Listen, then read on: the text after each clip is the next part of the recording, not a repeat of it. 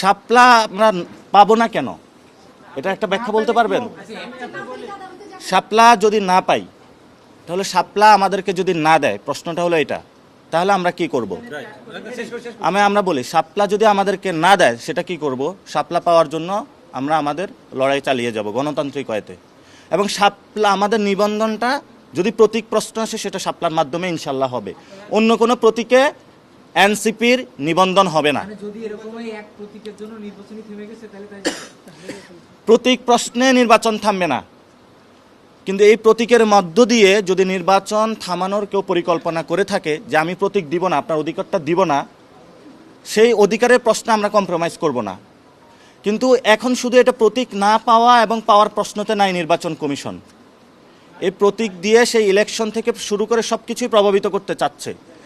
এবং আপনি দেখেন যে তারা কোনো আইনি ব্যাখ্যা দিতে পারে না, রাজনৈতিক ব্যাখ্যা দিতে পারে নাই, নিশ্চয়ই এটার পিছনে কোনো অসৎ উদ্দেশ্য রয়েছে। আমরা এটা তাদের কাছে বলেছি।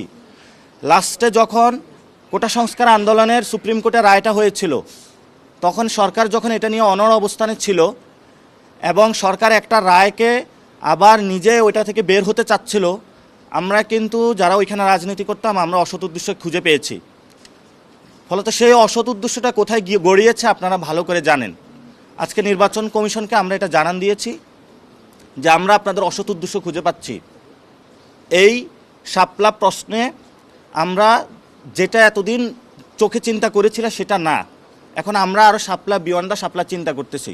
অর্থাৎ নির্বাচন কমিশন যে শাপলা দিচ্ছে না অথবা দিবে না, শুধু এই প্রশ্ন না, শাপলা দিচ্ছে না বা দিবে না কেন, সেই প্রশ্নটা নির্বাচন কমিশনকেও আপনাদের করা উচিত। এবং এই ক্ষেত্রে আমরা ভিতরে আরও অনেক দূর জল গড়ানোর আশঙ্কা করছি। আশা করি সেই বিষয়ে আপনারাও সতর্ক থাকবেন এবং নির্বাচন কমিশনও সতর্ক থাকবে। নির্বাচন কমিশনকে আজকে বুঝেছি যে আমাদের সাথে চোর খেলবেন না। আপনি যদি ব্যাখ্যা দিতে হয়, কোনো আপনার রিজনিং থাকে, এটা আমাদেরকে বলবেন। আমার দেশে ফোন দিয়ে নথি সাপ্লাই করে ওইখানে নিউজ পাবলিশের দরকার নাই। আর এখানে অনেক বিভিন্ন সাংবাদিক থেকে শুরু করে অনেকের মুখে তারা এই প্রশ্নটা দিতে চাচ্ছে। এই প্রশ্নটা আপনারা যদি সাংবাদিকতা করেন, আপনারা যারা এই বিটে রয়েছেন, এখানে অনেক বিজ্ঞজন সাংবাদিক রয়েছেন, তারা এটা নিয়ে পড়াশোনা করতেছেন। প্রতীক যখন বলবে, সে প্রতীকের মধ্যে অনেক তারা রয়েছে, ধানও রয়েছে এবং শাপলা রয়েছে। তা আপনি যে প্রশ্নটা করতেছেন, সেই প্রশ্নে আপনার আরেকটু পড়াশোনা করলে, অথবা আপনার বিজ্ঞজন এখানে যারা আপনাদের সহকর্মী রয়েছেন, আপনি যদি তাদের সাথে একটু আলোচনা করেন, আপনি আরও গুড আনসার পাবেন।